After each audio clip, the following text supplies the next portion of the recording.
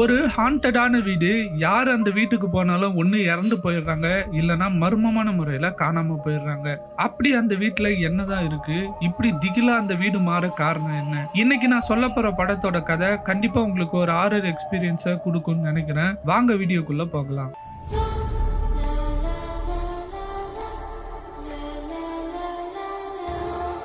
இந்த படம் நான் லீனியரா 6 கேரக்டர்ஸோட சாப்டரா இருக்கு. First character name Rika. இவங்க வெல்ஃபேர் சென்டர்ல இன்டர்னா இருக்காங்க. வயசான தாத்தா பாட்டிகளை கவனிச்சுக்கிறாங்க. அப்ப அங்க வேலை பார்க்குற ஆபீசர் ஒருத்தர் இவங்க கிட்ட ஒரு அட்ரஸ் கொடுத்து, அந்த வீட்டுல ஒரு பாட்டி இருக்காங்க, அவங்கள பாத்துக்கணும், நீ போயிட்டு என்னன்னு பாத்துட்டு வா. ரிஜிஸ்டர் பண்ணவரு போனை எடுக்கல, வீடு திறந்துதான் இருக்கும்னு நினைக்கிறேன், வீட்டுல வேற யாருமே இல்ல, ப்ளீஸ் நீ போ அப்படின்னு கெஞ்சுறாரு. அவரோட வார்த்தையை மறுக்க முடியாத அந்த ரிகாவும் அது ஒரு அமானுஷ வீடுன்னே தெரியாம அந்த வீட்டுக்கு தனியா போறாங்க. அந்த வீட்டை பார்த்ததுமே ரிகாக்கு ஒரு ஸ்ட்ரேஞ்சான ஃபீலிங் வருது. அவர் சொன்ன மாதிரி கதவு திறந்தேதான் இருக்கு. வீட்டுக்குள்ள போய் பாக்குறாங்க, ஃபுல்லா குப்பையா இருக்கு. யாராவது இருக்கீங்களான்னு சத்தம் போடுறாங்க, ஆனா எந்த ரெஸ்பான்ஸுமே இல்ல. அப்போ கதவு கிட்ட யாரோ ஒருத்தர் கையை மட்டும் காட்டுறாங்க. இவ ஓடி போய் அவங்கள தூக்குறா. அவங்க பேரு சாட்சி. அவங்கள பாத்துக்கதான் இப்ப ரிகா வந்திருக்காங்க. அவங்க எந்த ரெஸ்பான்ஸுமே இல்லாம மென்டலி சிக்கான மாதிரி இருக்காங்க. ரிகாவும் அவங்கள சுத்தம் பண்ணிட்டு வீட்டை கிளீன் பண்ண ஆரம்பிக்கிறா. அப்போ ஒரு போட்டோவை பாக்குறா. அதுல ஹஸ்பண்ட், ஒய்ஃப், ஒரு பையனோட போட்டோவும் இருக்கு. ஒய்ஃபோட உருவம் மட்டும் கிழிஞ்சு போன மாதிரி இருக்கு. அப்போ ரிகா இது சாட்சியோட ஃபேமிலியா இருக்கும் அப்படின்னு சொல்லி அந்த போட்டோவை பத்திரமா எடுத்து வைக்கிறா. இதுக்கப்புறம் தான் அவ எதிர்பார்க்காததெல்லாம் நடக்க ஆரம்பிக்குது. மாடி மேல கிளீன் பண்ணலான்னு போறா. அங்க பெட்ரூம்ல இருந்து ஏதோ ஒரு சத்தம் வருது. வீட்டுல யாருமே இல்லைன்னு சொன்னாங்க, ஆனா ஏதோ சத்தம் கேக்குது அப்படின்னு ரிகாவும் பொறுமையா பெட்ரூம்குள்ள போறா. கதவை திறந்து பாக்குறா, உள்ள யாருமே இல்ல. ஆனா பெட்ரூம் உள்ள ரொம்ப குப்பையா இருக்கு. அங்க இருக்க கபோர்டுக்குள்ள ஒரு பூனை கத்துற சத்தம் கேக்குது. ஆனா யாரும் அந்த மொத்த கபோர்டையும் டேப்னால அடைச்சு வச்சிருக்காங்க. ரிகா அந்த எல்லா டேப்பையுமே பிரிச்சு போட்டுறா. கபோர்டை பொறுமையா ஓபன் பண்றா. உள்ள கருகருன்னு கருப்பு நிறத்துல ஒரு பூனை இருக்கு. அதை தூக்கி வெளியே விட்டுலான்னு இவ கைய கொண்டு போறா. அந்த பூனை ஆப்போசிட்ல ஓடுது. பார்த்தா அங்க ஒரு சின்ன பையன் உட்கார்ந்துட்டு இருக்கான். ரிகா பயந்து போயிடுறா. அவளை அனுப்புன அந்த ஆபீசருக்கு கால் பண்ணி கேக்குறா, வீட்டுல யாருமே இல்லைன்னு சொன்னீங்க, ஆனா ஒரு சின்ன பையன் இருக்கானே அப்படின்ட்டு. ஆனா அவர் எனக்கு என்ன தெரியும், யாரும் இல்லதான் நானும் நினைச்சேன் அப்படின்னு சொல்லிட்டு சொல்லிடுறாரு. அப்ப அந்த வீட்டுக்கு ஒரு கால் வருது. போன் பண்றது பாத்தீங்கன்னா சாட்சியோட பொண்ணு. வீட்டுல யாராவது இருக்கீங்களா அப்படின்னு சொல்லி அவங்க அண்ணாவையும் அண்ணியையும் கேக்குறா. அம்மா எப்படி இருக்காங்க அப்படின்னு சொல்லி போன்ல ஒரு வாய்ஸ் கால் மெசேஜ அனுப்புறா. இப்போ ரிகாக்கு என்ன பண்றதுன்னே தெரியல. அந்த சின்ன பையன் கிட்ட போறா. அவன் கண்ணெல்லாம் பெருசாக்கி இவளை முறைச்சு பார்த்துட்டே இருக்கான். அதுவே இந்த பொண்ணுக்கு ரொம்ப பயமா இருக்கு. அப்ப இந்த பொண்ணு உன் பேரு என்ன அப்படின்னு கேக்குறா. அப்ப அந்த சின்ன பையனும் டொஷிகோ அப்படின்னு சொல்றான். அந்த சின்ன பையன் முறைச்சு சாட்சி உட்கார்ந்துட்டு இருந்த டைரக்ஷனையே பார்த்துட்டு இருக்கான். அப்போ சாட்சியோட ரூம்ல இருந்து பேசுற சத்தம்லாம் கேக்குது. ரிகாவும் என்னாச்சுன்னு ஓடி வந்து பாக்குறாங்க. சாட்சி உட்கார்ந்துகிட்டே ஏதோ புலம்பிட்டு இருக்காங்க. ரிகாவும் அவங்கள சமாதானப்படுத்தி தூங்க வைக்க பாக்குறாங்க. அப்போ சாட்சியோட கண்கள் எதையோ பார்த்து ரொம்ப பெருசா மாறுது. ரிகா பொறுமையா திரும்பி பாக்குறா. அங்க யாருமே இல்ல. ஒரு வழியா அவங்கள சமாதானப்படுத்தி படுக்க வச்சிடறா. படுத்த உடனே சாட்சியோட கண்கள் ரொம்ப பெருசா மாறுது. பயப்பட ஆரம்பிக்கிறாங்க. ரிகாவோட கண்களை அவங்களால நம்பவே முடியாத அளவுக்கு ஒரு காட்சியை பாக்குறாங்க. ஒரு கருப்பு உருவம் சாட்சி மேல உட்கார்ந்துட்டு அவங்கள அப்படியே கொல்லுது. இத தத்ரூபமா ரிகா பாக்குறாங்க. அங்கேயே மயங்கி விழுந்துடுறாங்க. இதோட ஃபர்ஸ்ட் சாப்டர் முடியுது. ரெண்டாவது சாப்டர் சாட்சியோட பையன் கட்சுவா, அவளோட வைஃப் கசுமி, அப்புறம் சாட்சி. இவங்க 3 பேரும் புதுசா இந்த வீட்டுக்கு குடி வந்திருக்காங்க. கட்சுவா வேலைக்கு கிளம்புறான். அப்போ அவங்க வைஃப் இன்னைக்கு உங்க தங்கச்சி வீட்டுக்கு வரேன்னு சொன்னாலே ஞாபகம் இருக்கா அப்படின்னு கேக்குறா. இவனும் அதுக்குள்ளேயே வெள்ளிக்கிழமை வந்துடுச்சு சரி அப்படின்னு சொல்லிட்டு வேலைக்கு கிளம்பிடுறான். இப்போ வீட்டுல கசுமியும் அவங்க மாமியார் சாட்சி 2 பேர் மட்டும் தான் தனியா இருக்காங்க. கசுமி டிவி பார்த்துக்கிட்டு அப்படியே கண்ணாசர்றா. டக்குன்னு ஒரு சத்தம். டேபிள்ல இருந்த காஃபி கப் டேபிள் மேலேயே விழுது. கசுமி கண் முழிச்சு பாக்குறா. அப்போ சாட்சி எழுந்து உட்கார்ந்துட்டு இருக்காங்க. இவ போய் உங்களுக்கு ஏதாவது வேணும்னா என்கிட்ட சொல்ல வேண்டியது தானே அப்படின்னு கேக்குறா. அப்ப ஏதோ ஒரு குழந்தை ஓடுற மாதிரி சத்தம் கேக்குது. இவளுமே போய் பாக்குறா. கதவுல ஒரு குழந்தையோட கை வச்சு இருக்கு. இவளுக்கு ஒண்ணுமே புரியல. எப்படா குழந்தையோட கை வச்சு நம்ம வீட்டுல அப்படின்னு யோசிச்சுட்டு இருக்கா. அப்போ கதவுக்கு வெளில அந்த குழந்தை ஓடுற சத்தம் கேக்குது. இவளும் பொறுமையா போய் பாக்குறா. அப்போ இவளுக்கு பின்னாடி ஒரு சின்ன பையன் இவளையே பார்த்துட்டு இருக்கான். அவளுக்கு தெரியாம இவ படிக்கட்டு கிட்ட போய் பாக்குறா. அப்போ அப்போ ஒரு கருப்பு பூனை உட்கார்ந்துட்டு இருக்கு. அதையும் பார்த்துட்டு இருக்கா. ஒரு சின்ன பையனோட கை வந்து அந்த பூனையை அப்படியே தூக்குது. ஒரு செகண்ட் இவளுக்கு ஹார்ட்டே நின்னு போயிடுது. பயத்துல அப்படியே உறைஞ்சு போயிடுறா.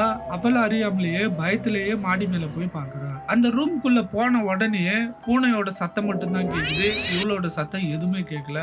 அப்படியே இந்த சீன் அங்கேயே கட் ஆகுது. வேலைக்கு போன கட்சுவா திரும்ப வீட்டுக்கு வந்துடுறான். வீடு ஃபுல்லா அவன் ஒய்ஃபை தேடி பாக்குறான். எங்கேயுமே காணோம். அப்ப ஒரு ரூம்குள்ள கசுமி கண்ணை ரெண்டும் திறந்துகிட்டு எதையோ பார்த்த மாதிரியே படுத்துட்டு இருக்கா. இவனுக்கு என்ன பண்றதுன்னு தெரியல. ஆம்புலன்ஸுக்கு கால் பண்ணலாம் அப்படின்ட்டு போனை எடுக்கிறான். அப்ப அந்த சின்ன பையன் இவனுக்கு பின்னாடி நடந்து போறான். இத சுதாரிக்கிற கட்சுவா திரும்பி பாக்குறான். யாரோ தான் பின்னாடி நடந்த மாதிரி இருந்ததுன்னு ரூம் ஃபுல்லா செக் பண்றான். அப்போ கட்டிலுக்கு பின்னாடி இருந்து அந்த சின்ன பையன் எழுந்து நிக்கிறான். கட்சுவாவோட கண்ணோட கண்ணை வச்சு வெறிக்க வெறிக்க பாக்குறான். பயத்துல கட்சுவா யார் நீ இங்க என்ன பண்ற அப்படின்னு கேக்குறான். உடனே அந்த பையன் பூனை மாதிரி சத்தம் போடுறான். கட்சுவாக்கு பின்னாடியும் ஏதோ சத்தம் கேக்குது. திரும்ப இவன் பார்த்துட்டு இங்க பாக்குறப்போ அந்த சின்ன பையன் அங்க காணும். அவங்க ஒய்ஃப் அவன் கண்ணு முன்னாடியே துடிச்சு இறந்து போறாங்க.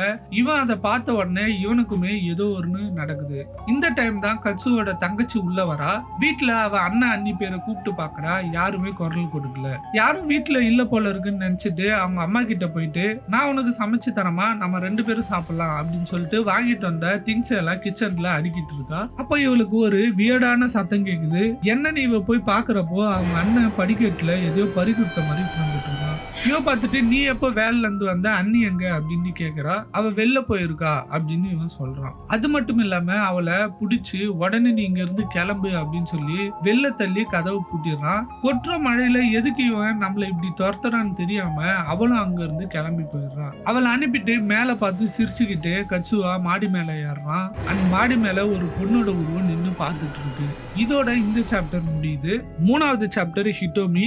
இவதான் கட்சுவாவோட தங்கச்சி. கட்சுவா இவள வெளில போக சொல்லி அனுப்புனதோ இவ ஒரு ஹோட்டலுக்கு வந்துட்டு இருப்பா. கட்சுவாக்கு கால் பண்ணி வாய்ஸ் மெசேஜ் அனுப்புவா அம்மா எப்படி இருக்காங்கன்னு. சோ இந்த மெசேஜ் தான் ரிகா வீட்டுக்கு வரும்போது போன்ல வர மெசேஜ். ஹிட்டோமி அவ இருக்க பில்டிங்ல 5th ஃப்ளோர்ல ரெஸ்ட் ரூமுக்கு போறா. இவ உள்ள போனதும் இவ இருக்கிற ரூமுக்கு வெளில யாரோ வந்து நிக்கிறாங்க. இவ பாத்துக்கிட்டே இருப்பா நிழல்ல. அப்போ அந்த உருவம் வந்து பொறுமையா பக்கத்து ரெஸ்ட் ரூமுக்கு போயிடும். இவ்வளவு பெருமூச்சு விடுவா. அப்போ டக்குன்னு இவளோட செல்போன் ரிங் அடிக்குது. யாருன்னு பார்த்தா அவங்க அண்ணன். இவ்வளவு போனை காதுல வச்சுக்கிட்டு எங்க போன, நான் போன் பண்ணிருந்தேனே அப்படின்னு கேக்குறா. ஆப்போசிட்ல யாருமே பேசல, சைலண்டா இருக்கு. இவ்வளவு போனை காதுல வச்சுக்கிட்டே இருப்பா. அப்போ ஒரு வியர்டான நாய்ஸ் மட்டும் கேக்குது. டக்குன்ட்டு போனை கட் பண்ணிடுறா. அப்ப பக்கத்து ரெஸ்ட் ரூம்ல இருக்கிறவங்க உஷ் அப்படின்னு சத்தம் போடுறாங்க. இவ உடனே சாரி நான் காலை கட் பண்ணிட்டேன் அப்படின்னு சொல்றா. சரின்ட்டு இவ வெளில வரா. இவ வெளில வர சேம் டைம் பக்கத்து ரெஸ்ட் ரூமோட கதவும் திறக்குது. இவ யாருன்னு கேக்குறா. ஆனா அந்த ரூம்ல இருந்து யாருமே வெளில வரல. ஏதோ தப்பா இருக்குன்னு வேகமா அங்க இருந்து போயிடலாம் அப்படின்னு சொல்லிட்டு கிளம்புறா. அப்ப அவளோட ஹேண்ட்பேக்ல இருந்த பொம்மை கழண்டு போய் கரெக்டா அந்த ரெஸ்ட் ரூம் கிட்டே போய் விழுந்துடுது. வேகமா போய் அதை எடுக்க போறா. இவளுக்கு போன்ல கேட்ட ஒரு வியர்டான நாய்ஸ் இப்போ அந்த ரூம்குள்ள இருந்து கேக்குது. இவளும் நிமிந்து பாக்குறா. அப்போ நீளமான தலைமுடி மட்டும் வெளில எட்டி பாக்குது. பயந்து போய் அந்த பொம்மையை கூட எடுக்காம ஓடி போயிடுறா செக்யூரிட்டி ரூம் கிட்ட. அந்த செக்யூரிட்டி கிட்ட எல்லாத்தையும் எக்ஸ்பிளைன் பண்றான். உடனே செக்யூரிட்டி வந்து நீ ரூம்லயே உட்கார்ந்துட்டு இருங்க, நான் யாரு என்னன்னு போய் செக் பண்ணிட்டு வரேன் அப்படின்னு சொல்லிட்டு போறாரு. இவளும் அவர் போறத அங்க இருக்க சிசிடிவில பாத்துட்டு இருக்கா. அந்த செக்யூரிட்டி கரெக்டா ரெஸ்ட் ரூம் கிட்ட போறப்போ ஒரு கருப்பு புகை மாதிரி ஒரு உருவம் அந்த செக்யூரிட்டிய அப்படியே சுத்தி வளைக்குது. அதை பார்த்து பயந்து போய் அந்த பொண்ணு அவளோட பிளாட்டுக்கு ஓடி போயிடுறா. லிஃப்ட்ல போகும்போது அந்த சின்ன பையனோட உருவம் இவ்வளவு ஃபாலோ பண்ணிட்டே வருது. ஒரு கட்டத்துல அந்த உருவம் மறைச்சு போயிடுது. இவ்வளவு பிளாட்டுக்கு வந்துடுறா. அப்போ இவளுக்கு ஒரு கால் வருது. அந்த கால்ல பாத்தீங்கன்னா அவங்க அண்ணன் போன் பண்றான். நீ தங்கியிருக்க ஹோட்டலுக்கு நான் வந்திருக்கேன், இப்போ நீ எந்த ரூம்ல இருக்க அப்படின்னு கேக்குறாங்க. உடனே இவளும் ரூம் நம்பரை சொல்றா. ரூம் நம்பர் சொன்ன உடனே அவளோட கால் கட் ஆயிடுது. அவளோட பிளாட் காலிங் பெல் அழுத்துற சத்தம் கேக்குது. இவ டோர் வழியா பாக்குறா. பார்த்தா அவங்க அண்ணன் நின்றுட்டு இருக்கான். இப்பதான் அவளுக்கு ரொம்ப நிம்மதியா இருக்கு. கதவை திறக்கிறா. ஆனா அங்க யாருமே இல்ல. ரொம்ப பயந்து போய் உள்ள வந்து போர்வையை போட்டு படுத்துக்கிறா. இப்போ அவளுக்கு ரொம்ப பயம் அதிகமாயிட்டே போகுது. என்ன பண்றதுன்னே தெரியாம டிவி ஆன் பண்றா. டிவிலயுமே அந்த வியர்ட் நாய்ஸ் கேக்குது. அப்போ டிவி ஆஃப் பண்ண ட்ரை பண்றான். டிவி ஆஃபே ஆகல. ஒரு கட்டத்துல அதுவா ஆஃப் ஆயிடுது. இவ போர்வைக்குள்ள ஏதோ இருக்கிற மாதிரி இருக்கு. கை விட்டு எடுத்து பாக்குறா. பார்த்தா ரெஸ்ட் ரூம்ல அவ போட்டு வந்த அந்த பொம்மை இப்ப அவ கையில இருக்கு. பயந்து போய் அதை தூக்கி போட்டுறா. இப்ப உச்சக்கட்ட பயத்துல இருக்கா. அவளுக்கு என்ன பண்றதுன்னே தெரியல. அப்ப போர்வைக்குள்ள யாரோ இருக்கிற மாதிரி அவளுக்கு தோணுது. லைட்டா போர்வையை தூக்கி பாக்குறா. ஒரு பொண்ணோட உருவம். அந்த உருவம் அவளை அப்படியே வந்து அமுக்கிடுது. அவ அந்த போர்வைக்குள்ளேயே மறைஞ்சு போயிடுறா. 4வது சாப்டர் டொயோமோ. ஸோ ரிக்காவை ஒருத்தர் சாட்சி வீட்டுக்கு அனுப்புவார்ல ஒரு ஆஃபீஸர், அவர் வந்து சாட்சி வீட்டுக்கு செக் பண்ண வராரு. அவர் வீட்டுக்குள்ள வந்து பார்க்கும்போது சாட்சி இறந்து போயிருக்காங்க. ரிக்கா அதை பார்த்த மாதிரி உட்கார்ந்துட்டு இருக்கா. இவர் போய் அவளை எழுப்பும்போது கண்ணு திறந்து இருந்தாலும் அவ சுய நினைவிலே இல்லை. உடனே இவர் பயந்து போய் போலீஸுக்கு கால் பண்ணிடுறாரு. போலீஸும் அங்க வந்துடுறாங்க. அந்த வீட்டோட ஓனர், அதாவது சாட்சியோட பையன் கட்சுவாக்கு கால் பண்றாங்க. ரிங் வீட்டுக்குள்ளேயே அடிக்குது. அந்த ரிங் சவுண்டை ஃபாலோ பண்ணி போகும்போது பரன் மேல கட்சுவாவும் கசுமியும் உட்கார்ந்த மாதிரியே மர்மமான முறையில இறந்து போயிருக்காங்க. அதிர்ச்சியில இருக்க ரிக்காக்கு அந்த வீட்டுல என்ன நடந்ததுன்னே சரியா ஞாபகம் இல்ல.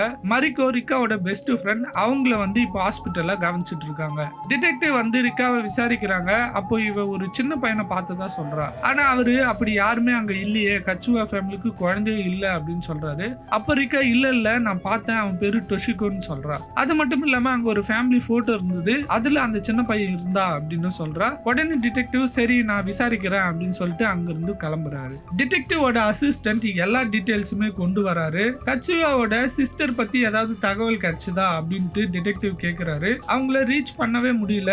அது மட்டும் இல்லாம அந்த ஹோட்டல்ல இருந்த செக்யூரிட்டி கார்டுமே மர்மமான முறையில இறந்து போயிருக்காரு அப்படின்ட்டு அந்த டிடெக்டிவோட அசிஸ்டன்ட் சொல்றாரு. இதுக்கு முன்னாடி ஒரு ஃபேமிலிக்கு அந்த வீட்டுல இதே மாதிரி ஒரு சம்பவம் நடந்திருக்குன்னு அந்த அசிஸ்டன்ட் சொல்ல ஆரம்பிக்கிறாரு. டக்கியோன்னு ஒருத்தன் அவனோட ஒய்ஃப் கையோக்கோவை அந்த வீட்டுல தான் கொடூரமா கொலை பண்ணியிருக்கான். அதுக்கப்புறம் ரோடு ஓரத்துல அவனுமே மர்மமான முறையில இறந்து போய் கிடந்தான். இவங்களுக்கு ஒரு சின்ன பையன் இருக்கான், அவன் பேரு டொஷிகோ. அது மட்டும் இல்லாம இப்போ அவங்க கட்சுயா கசுமி எங்க பார்த்தாங்களோ அதே இடத்துல தான் கையோக்கோவோட பாடியையும் பார்த்துருக்காங்க. அந்த சின்ன பையனோட உடம்பு மட்டும் கிடைக்கவே இல்லை அப்படின்ட்டு அந்த அசிஸ்டன்ட் சொல்லி முடிக்கிறாரு. டிடெக்டிவ்க்கு ஒண்ணுமே புரியல. இந்த கேஸுக்கும் முன்னாடி இறந்து போன கையோக்கோவோட கேஸுக்கும் ஏதோ தொடர்பு இருக்குன்னு மட்டும் தெரியுது. கட் பண்ணா யுசுமி அப்படின்ட்டு ஒரு பொண்ணையும் அவங்க அப்பாவையும் காட்டுறாங்க. அவர் பேர் தான் டொயோமோ. இவர் யாருன்னு பார்த்தா கையோக்கோ கேஸை விசாரிச்சவரு. அந்த கேஸ்க்கு அப்புறம் போலீஸ் வேணான்ட்டு குட் பண்ணிட்டு நார்மலான லைஃபை வாழ்ந்துட்டு இருக்காரு. இந்த அசிஸ்டன்ட் வந்து இவர்கிட்ட ஹெல்ப் கேட்கிறாரு. அந்த வீட்டுல இன்னும் 2 பேர் இறந்து போயிருக்காங்க, உங்க உதவி தேவை அப்படின்னு சொல்லிட்டு அவரை கூப்பிடுறாரு. டிடெக்டிவ் வந்து டொஷிகோவோட போட்டோவை ரிக்கா கிட்ட காட்டி கன்ஃபார்ம் பண்றாரு. இந்த பையனை தான் நீங்க பாத்தீங்களா அப்படின்ட்டு. ரிக்காவும் ஆமா இவன் தான் அப்படின்னு சொல்றான். அந்த டிடெக்டிவ்க்கு ரொம்ப சர்ப்ரைஸா இருக்கு. இவன் 5 வருஷம் முன்னாடியே காணாம போயிட்டான், இவனுக்கு என்ன ஆச்சுன்னு யாருக்குமே தெரியல அப்படின்னு சொல்றான். கட் பண்ண ரிக்கா அந்த வீட்டுக்கு அனுப்பின ஆபீசரும் மர்மமான முறையில இறந்து போயிருக்காரு. டொயோமோ, டிடெக்டிவ் அப்புறம் அசிஸ்டன்ட் 3 பேருமே வந்து கட்சுயா தங்கச்சி ஹிட்டோமி ஹோட்டலோட சிசிடிவி ஃபுட்டேஜஸ் பார்த்துட்டு இருக்காங்க. அப்பதான் அந்த ஆபீசர் இறந்து போன செய்தி டிடெக்டிவ்க்கு கிடைக்குது. டொயோமோவை அங்கேயே வெயிட் பண்ண சொல்லிட்டு அந்த டிடெக்டிவும் அசிஸ்டன்ட்டும் அங்க இருந்து போயிருக்காங்க. அப்ப டொயோமோ அந்த சிசிடிவி ஃபுட்டேஜை கவனிச்சு பார்த்துட்டு இருக்காரு. ஒரு கருப்பு உருவம் செக்யூரிட்டி கார்டை அப்படியே கவர் பண்றதா பாக்குறாரு. அந்த உருவம் ரெஸ்ட் ரூம்குள்ள அந்த கார்டை இழுத்துட்டு போது கொஞ்ச நேரம் கழிச்சு அந்த கருப்பு உருவம் மட்டும் வெளில வருது. வெளில அந்த உருவம் சிசிடிவி அப்படியே மறைக்க ஆரம்பிக்குது. அதுல இருந்து 2 கண்ணு மட்டும் இவரையே பாக்குது. இவருக்கு உடனே புரிஞ்சு போயிடுது என்ன நடக்குதுன்னு. அந்த அமானுஷ்ய வீட்டுக்கு தனியா 2 பெட்ரோல் கேனை எடுத்துக்கிட்டு போறாரு. வீட்டுக்குள்ள பெட்ரோலை ஊத்த ஆரம்பிக்கிறாரு. அப்போ ஒரு ரூம்ல இருந்து பயங்கரமான வெளிச்சம் வருது. இவர் என்னன்னு போய் பாக்குறாரு. அவரோட பொண்ணு ரொம்ப வளர்ந்து போயிருக்கா. ஒரு மெமரிஸ் மாதிரி அவருக்கு தெரிய ஆரம்பிக்குது. கூட 2-3 பொண்ணுங்களும் இருக்காங்க. இவர் கதை வழியா அவங்களையே மெய் மறந்து பார்த்துட்டு இருக்காரு. திடீர்னு ஒரு சத்தம் கேக்குது. அந்த வீட்டுல இருக்கக்கூடிய பேய் தவழ்ந்து வருது. இவருக்கு என்ன பண்றதுன்னு தெரியல. டிடெக்டிவா அவரோட அசிஸ்டன்ட் இவரை காணலன்னு சொல்லிட்டு கரெக்டா இந்த வீட்டுக்கு தேடி வராங்க. இவர் கீழே விழுந்திருப்பாரு. இவருக்கு வந்து ஹெல்ப் பண்றாங்க. அந்த பேயை இவங்க 3 பேருமே தத்ரூபமா பாக்குறாங்க. அப்போ டொயோமோ அங்க இருந்து ஓடி போயிடுவாரு. அந்த 2 டிடெக்டிவ்ஸ் மட்டும் தான் அங்கேயே இருப்பாங்க. இதோட இந்த சாப்டர் முடியுது. அடுத்த சாப்டர் யுசுமி, டொயோமோவோட பொண்ணு. இப்போ இந்த சாப்டர் வந்து கொஞ்சம் ஃபியூச்சர்ல நடக்கிற மாதிரி காட்டுறாங்க. டொயோமோ இறந்து போயிருக்கிறாரு. டிவில வந்து ரிக்கான்ற காணாம பொண்ணோட பாடி ஒரு வீட்டுல கிடைச்சிருக்கு அப்படின்ட்டு நியூஸ்ல எல்லாம் போயிட்டு இருக்கு. டூர் போன 3 பொண்ணுங்க காணாம போயிட்டாங்கன்னு எல்லா இடத்துலயுமே போஸ்டர்ஸ் இருக்கு. அதை பார்க்கும் போதெல்லாம் யுசுமிக்கு ரொம்ப பயமா இருக்கு. அவங்க ஃப்ரெண்ட்ஸ் வந்து என்னாச்சு, ஏன் இப்படி பயப்படுறேன்னு கேக்குறாங்க. அப்போ யுசுமி 3 பேரும் காணாம போனப்போ நான் அவங்களோட தான் இருந்தேன், நாங்க எல்லாம் ஒரு அமானுஷ்ய வீட்டுக்கு போனோம் அப்படின்னு சொல்றா. அப்ப அது எங்க இருக்கு அப்படின்னு ஒரு ஃப்ரெண்டு கேக்குறா. நைட்ல எனக்கு எதுவும் சரியா தெரியல அப்படின்னு யுசுமி சொல்ல ஆரம்பிக்கிறா. நான் அந்த வீட்டுல எங்க அப்பாவையும் பார்த்தேன், ஆனா நான் அங்க இருந்து தப்பிச்சு ஓடி வந்துட்டேன். இப்போ அந்த 3 பேரும் என்னை பின்தொடர்ந்து வர மாதிரியே எனக்கு இருக்கு அப்படின்னு பயப்பட ஆரம்பிக்கிறா. அவங்க ஃப்ரெண்ட்ஸ் அவளை வீட்லயே ரெஸ்ட் எடுக்கட்டும்னு தனியா விட்டு போயிடுறாங்க. அவங்க 2 ஃப்ரெண்ட்ஸும் டூர்ல எடுத்த போட்டோஸ் எல்லாம் பாக்குறாங்க. அதுல காணாம போன 3 பேர் அப்புறம் யுசுமி 4 பேரோட கண்ணு மட்டும் மட்டும் பிளாக்கா இருக்கு. அதை பார்த்து போட்டோஸ் எல்லாம் பயந்து போய் கீழே போட்டு அங்க இருந்து 2 பேரும் ஓடிடுறாங்க. வீட்டுல தனியா அடைஞ்சிருக்க இசுமி கர்டன்ஸை விலக்கி பாக்குறா. அதுல ஒரு ஃப்ரெண்டோட உருவம் தெரியுது. பயந்து போய் கத்த ஆரம்பிக்கிறா. இவளோட 3 ஃப்ரெண்ட்ஸுமே அங்க வந்துடுறாங்க. என்ன பண்றதுன்னு இவளுக்கு தெரியல. இவளும் தப்பிக்க எவ்வளவு ட்ரை பண்றா. ஆனா ஃபைனலி அவங்க 3 பேரும் இவளை புடிச்சிடுறாங்க. இவ அவங்க அப்பா இருந்த இடத்துல போய் சேர்ந்துடுறா. இதோட இவளோட சாப்டர் முடியுது. இப்போ கடைசி சாப்டர் கயோகோ. ரிகா வந்து வெல்ஃபேர் சென்டர்ல ஒர்க் பண்ணிட்டு இருக்கா. அவ குளிச்சுட்டு இருக்கும்போது தலையை வாஷ் பண்ணிட்டு இருக்கா. அப்ப தலையில யாரோ கை வச்சுட்டு இருக்க மாதிரியே தோணுது. டக்குன்னு திரும்பி பாக்குறா, யாருமே இல்ல. ரொம்ப நாள் கழிச்சு ரிகா தன்னோட பெஸ்ட் ஃப்ரெண்ட் மரிக்கோவை மீட் பண்றா. 2 பேரும் மீட் பண்ணி பேசிட்டு இருக்காங்க. அப்ப மரிக்கோ டீச்சரா இருக்கா. சோ ஒரு ஸ்டூடெண்ட் வந்து ஒரு நாள் கூட ஸ்கூலுக்கு வரவே இல்லை அப்படின்னு சொல்லிட்டு இருக்கா. நான் போய் அவன் வீட்டுல போய் பார்க்கணும் அப்படின்ற மாதிரி பேசிட்டு இருக்கா. அப்போ ஒரு கருப்பு பூனை ரிகா மேல ஏறி குதிச்சு ஓடுது. ரிகா டக்குன்னு குனிஞ்சு டேபிள் கீழே பாக்குறா. தொஷிகோ உட்காந்துட்டு இருக்கா. பயந்து போய் ரிகா கத்த ஆரம்பிக்கிறா. அப்ப மரிக்கோ வந்து நீ வீட்டுக்கே போ அப்படின்னு சொல்லி அனுப்பி வச்சிடறா. ரிகாக்கு கெட்ட கெட்ட கனவுகள்லாம் வந்துட்டே இருக்கு. அப்ப அவளோட வீட்டு போன் ரிங் அடிக்குது. எழுந்து எடுத்து பாக்குறா. பார்த்தா மரிக்கோ பேசுறா. எப்படி இருக்க, இப்போ ஓகேவா அப்படின்னு கேக்குறா. இவளும் இப்போ ஓகே தான், சாரி உன்னோட டேவே ஸ்பாயில் பண்ணிட்டேன் அப்படின்னு சொல்றா. இப்போ நீ எங்க இருக்க அப்படின்னு கேக்குறா. நான் தான் உங்ககிட்ட சொன்னல ஒரு பையன் ஸ்கூலுக்கே வரலன்ட்டு, அவனோட வீட்டுல தான் இப்ப இருக்கேன். அவங்க பேரண்ட்ஸ் இன்னும் காணவே இல்லை. நான் கிட்டத்தட்ட 1 மணி நேரமா வெயிட் பண்ணிட்டு இருக்கேன். அந்த பையன் மட்டும் தான் இங்க இருக்கான் அப்படின்னு சொல்றா. அப்ப பூனை கத்துற சத்தம் அவளுக்கு கேக்குது. சத்தத்தை கேட்ட உடனே ரிகாக்கு அவன் ஃப்ரெண்டு எங்க இருக்கான்னு புரிய ஆரம்பிக்குது. மரிக்கோ நீ எங்க இருக்க அப்படின்னு கேக்குறா. உடனே அந்த பூனை கத்துற சத்தம் மட்டும் தான் போன்ல கேக்குது. கால் கட் ஆயிடுது. ரிகா தன்னோட ஃப்ரெண்டுக்கு ஏதோ ஆயிட போகுது அப்படின்ட்டு ஓடி போறா. அந்த வீட்டுக்குள்ள வந்து மரிக்கோன்னு சத்தம் போடுறா. ஆனா எந்த ரெஸ்பான்ஸும் இல்ல. அந்த சின்ன பையனை பார்த்து ரூமுக்கு போறா. அங்க கபோர்ட்குள்ள மட்டும் ஏதோ சத்தம் கேக்குது. பொறுமையா அதை திறந்து பாக்குறா. அவளோட ஃப்ரெண்ட் அந்த இடத்துல கபோர்ட்குள்ள துடிச்சிட்டு இருக்கா. அவளை காப்பாத்த எவ்வளவோ ட்ரை பண்றா. ஆனா அப்படியே அவன் ஃப்ரெண்டு மேல போயிடுறா. இவ அந்த கபோர்ட்குள்ள ஏறி பாக்குறா. அந்த பேயை நேருக்கு நேரா பாக்குறா. பயந்து போய் மாடியில இருந்து இறங்கி ஓடுறா. அப்ப கண்ணாடியில அவளோட உருவம் பேய் மாதிரி தெரியுது. அப்போ இவ கையை வச்சு மறைச்சு பாக்குறா. அவளுக்குள்ளதான் அந்த பேய் இருக்குன்ற உண்மையை புரிஞ்சுக்கிறா. இப்போ கயோகோவோட பேய் உருவம் தவழ்ந்து வருது பிளாஸ்டிக் பேக்ல. இவ பயந்து அப்படியே உட்கார்ந்துடுறா.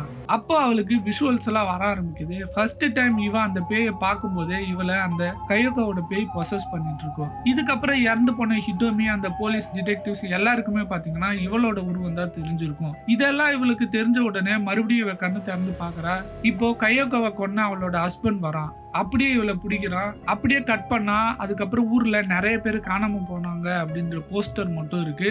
ஊரே காலியா இருக்கிற மாதிரி காட்டுறாங்க. லாஸ்ட்ல ரிகாவும் பிளாஸ்டிக் பேக்ல கவர்ல இருக்கிற மாதிரி காட்டுவாங்க. அவ கண்ணு மட்டும் திறந்து பாக்குற மாதிரி. அப்படி இந்த படம் முடியுது. சோ இந்த படத்தோட சாப்டர் டைம்லைன் எப்படின்னா, ஃபர்ஸ்ட் கயோகோவை அவங்க ஹஸ்பண்ட் கொன்னுடுறாரு. அவங்க பேய மாறி ரொம்ப வெஞ்சன்ஸோட இருக்காங்க. அந்த வீட்டுக்கு வர எல்லாருமே சாவடிக்க ஆரம்பிக்கிறாங்க. ஃபர்ஸ்ட் கட்சுயா, கசுமி, அப்புறம் சாட்சி, அப்புறம் தங்கச்சி ஹிட்டோமி எல்லாருமே சாகடிக்கிறாங்க. அதுக்கப்புறம் அந்த வீட்டுக்கு வர ரிகா தப்பிச்சு போயிடுறாங்க. ஆனா கயோகோவோட ஆவியும் அவன் பையனோட ஆவியுமே ரிகாவை சுத்தி வந்துட்டு இருக்காங்க. ஏன்னா கயோகோவோட ஆவி வந்து ரிகா உடம்புல இருக்கு. இப்போ டொயோமா வருவாரு. அவரு இறந்து போயிடுவாரு. அப்புறம் ரிகா இறந்து போவாங்க. லாஸ்ட்ல தான் இசுமி இறந்து போவாங்க. இந்த ஆர்டர்ல இறந்து போவாங்க. சோ இந்த ஹாரர் படத்தோட கதை உங்களுக்கு பிடிச்சிருக்கும்னு நினைக்கிறேன். இதுல ஏதாவது உங்களுக்கு புரியலன்னா கமெண்ட்ல சொல்லுங்க. இந்த படம் எப்படி இருந்தது, இதே மாதிரி வேற படம் பண்ணலாமா அப்படின்னு கமெண்ட்ல சொல்லுங்க. நெக்ஸ்ட் வீடியோல மீட் பண்ணுவோம். பாய்.